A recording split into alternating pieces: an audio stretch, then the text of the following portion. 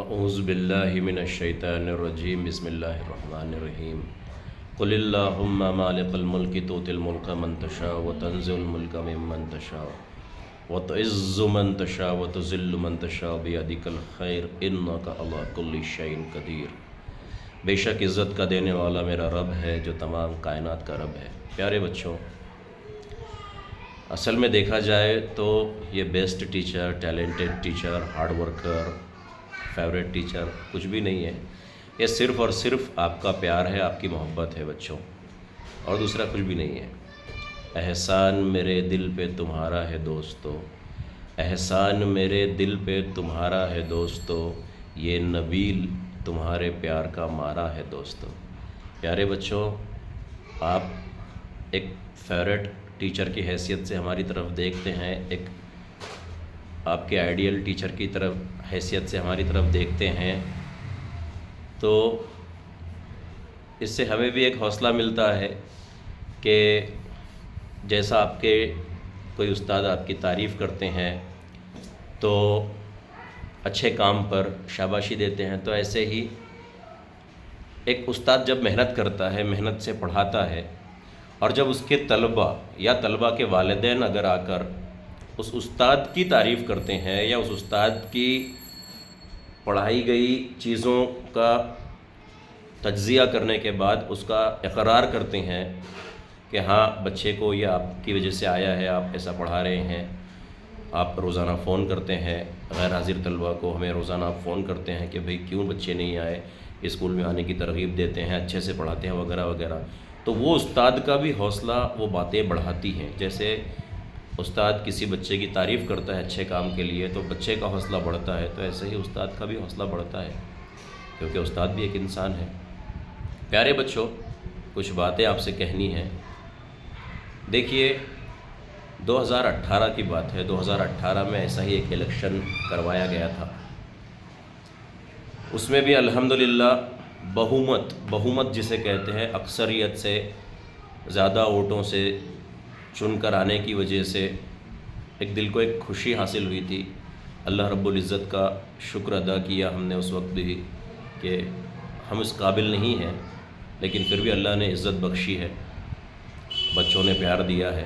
پھر 2018 کے بعد میں 2022 میں ایک الیکشن ہوا ایسے ہی، اس میں بھی الحمدللہ بہومت سے اکثریت، زیادہ ووٹ کثیر تعداد میں ملے، پھر وہی مقام حاصل ہوا، اور آج 2024 ہے، 2024 میں بھی وہی الحمدللہ بہومت حاصل ہوا کہ دیگر تمام اساتذہ کو ملا کر 22 یا 24 ووٹ ملتے ہیں، اور ایک اکیلے مجھے 122 ووٹ ملتے ہیں۔ ایسے ہی پہلے 133 ووٹ اکیلے کو ملے تھے۔ تو اس کا مطلب یہ نہیں ہے کہ دوسرے اساتذہ نہیں پڑھاتے یا آپ انہیں پسند نہیں کرتے یا ایسا کچھ بھی نہیں ہے بچوں۔ اللہ بہتر جانتا ہے، نہ دل میں یہ چیز ہے، نہ زبان پر یہ چیز ہے، نہ دماغ میں یہ چیز ہے، اور آپ کو بھی یہ چیز سوچنا نہیں ہے۔ مگر دوڑ جب ہے یا مقابلہ ہے تو اس میں سب تو پہلے نمبر پر آئیں گے نہیں۔ جس کے اندر دم ہوگا یا جو محنت کرے گا، جان کی بازی لگا دے گا، تو وہی بازیگر کہلائے گا۔ ایسا ہوتا ہے، ورنہ اس کا مطلب یہ نہیں کہ بھئی دوسرے اساتذہ کم ہیں یا اچھے نہیں ہیں یا پڑھاتے نہیں، استغفر اللہ، بالکل نہیں ایسا۔ اب دوسری بات یہ ہے پیارے بچوں کہ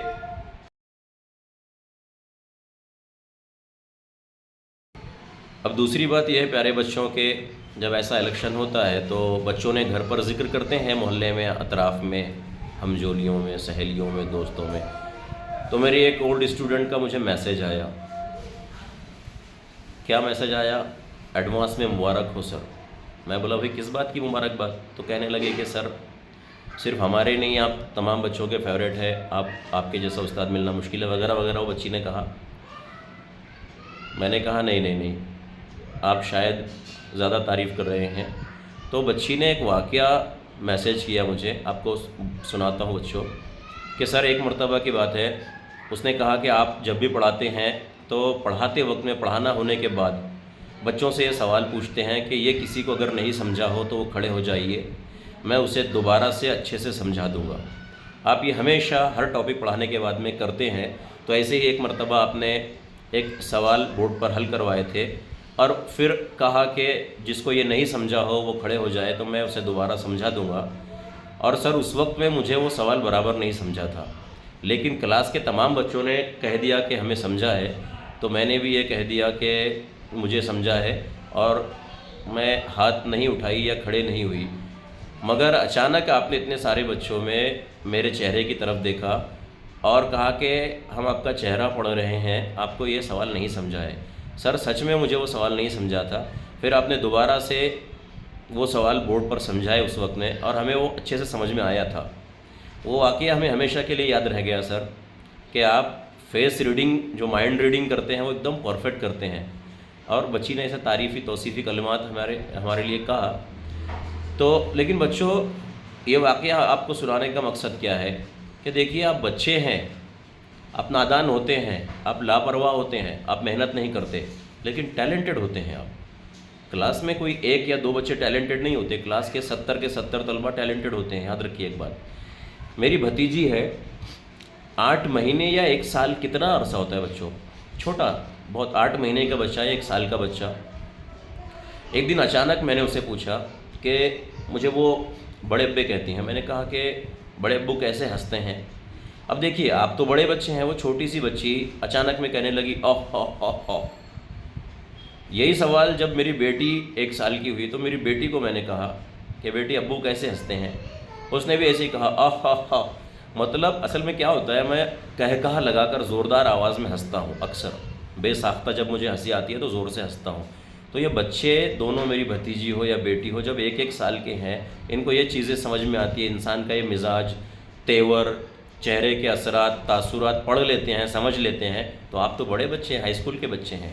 تو پیارے بچوں، اصل میں یہ باتیں آپ آبزرو کرتے ہیں کہ ٹیچرز کیسا پڑھا رہے ہیں، کیا سوال پوچھ رہے ہیں، کتنا اچھے سے سمجھا رہے ہیں، کلاس کے ہر بچے کو موقع دے رہے ہیں. تو یہی بات آپ کو ثابت کرنے کے لیے کافی ہے کہ آپ کم عقل نہیں ہوتے، آپ کے پاس میں عقل ہے، ذہانت ہے. البتہ لاپرواہ ہوتے ہیں، نادان ہوتے ہیں، نہیں پڑھتے ہیں، یہ وجہ سے آپ پیچھے رہ جاتے ہیں. اور پیارے بچوں، آپ کو لگتا ہے کہ سر خوش مزاج بہت ہے، زندہ دل ہے، بہت ہنساتے ہیں، ہنسی مذاق کرتے ہیں. مگر پیارے بچوں، ایک بات آپ کو کہنا چاہتا ہوں کہ زندگی کے نشیب و فراز ایسے دیکھنے میں آئے ہیں ہمارے، ایسے ڈراؤنے اور تکلیف دہ راستوں پر چلنا پڑا ہے کہ جس کا گمان بھی آپ نہیں کر سکتے. تو یہ جو تلخیاں ہوتی ہیں، یہ سختیاں ہوتی ہیں، یہ انسان کی زندگی میں جب آتی ہیں تو انسان کو بہت اعلیٰ مقام تک پہنچا دیتی ہیں.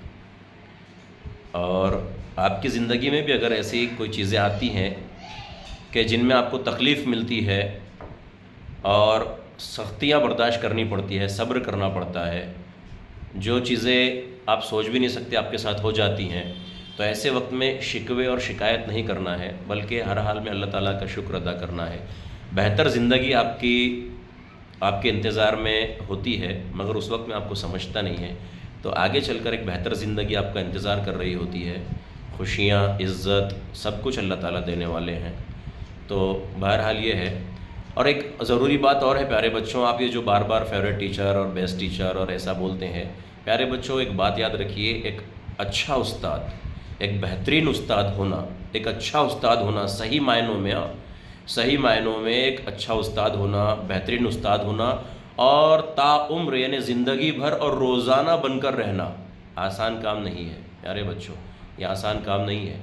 طلباء کو پڑھانا، ہر کلاس روم کے ہر اسٹوڈنٹ کے لیول پر جا کر اس کو تدریس دینا، درس دینا، تدریس کرنا، ہر اسٹوڈنٹ کے لیول کو سمجھنا، پڑھنا، اس کے گھر کا بیک گراؤنڈ سمجھنا، اسے کلاس کا بیک گراؤنڈ اس کا سمجھنا، اسکول کا بیک گراؤنڈ سمجھنا، اسے پڑھانا، اس کی غلطیوں کو درست کروانا، نشاندہی کرنا، اس کی ذہن سازی کرنا، ہر بچے کو یکساں مواقع فراہم کرنا، کلاس کے صرف ٹیلنٹڈ ہونہار طلباء کو نہیں بلکہ کلاس کے کمزور سے کمزور طلباء کو تختہ سیاہ پر آنے کی ہمت دینا، طاقت دینا، انہیں سمجھانا، پڑھانا. غیر حاضر طلباء کے گھر پر روزانہ ڈیلی فون کرنا، پیرنٹس کو بات چیت کرنا، فون کے ذریعے، میسیج کے ذریعے، ملاقات کے ذریعے، میٹنگ کے ذریعے، طلباء کی ہمہ جہت ترقی کے لیے ہمیشہ کوشاں رہنا. اتنا آسان نہیں ہوتا بچوں، تھکان طاری ہو جاتی ہے ذہن پر۔ اگر ہم اسکول میں پڑھاتے ہیں جتنے بھی وقت میں، تو آپ نے کبھی ہمیں تھکا ہوا چہرے کے ساتھ میں یا بوجھل چہرے کے ساتھ میں کبھی انشاءاللہ آپ نے کبھی دیکھیں گے نہیں، اور نہ ہی آپ نے کبھی دیکھا ہوگا۔ مگر جب بچوں گھر پر آتے ہیں اتنے پڑھانے کے بعد میں، تو یقین کیجئے تھکان طاری ہو جاتی ہے۔ بیوی دروازہ کھولنے کے بعد میں دیکھتے سے یہ کہہ دیتی ہے کہ پہلے جیسے آپ نہیں، اب الجھے الجھے لگتے ہیں، بدلے بدلے لگتے ہیں۔ تو یہ کیا ہوتا ہے بچوں کہ تھکان طاری ہوتی ہے، اور پھر وہ تھکان ظاہر سی بات ہے چہرے سے گھر پر آنے کے بعد میں تو نظر آئے گی ہی سب کو۔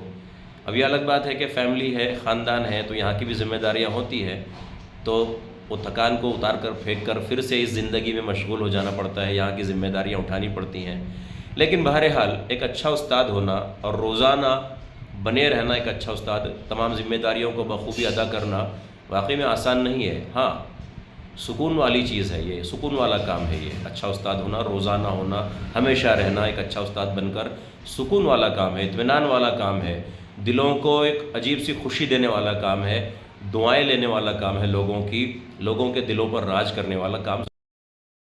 ایسے ہی پیارے بچوں، ایک مہویش حمید نام کی ایک بچی تھی، ارے معاف کرنا میں نام نہیں لیتا اکثر بچوں کا، کس نے میسیج کیا کس نے کہا، میں ان کے نام نہیں لیتا ہوں، ایک فلوئنسی میں منہ سے نکل گیا نام۔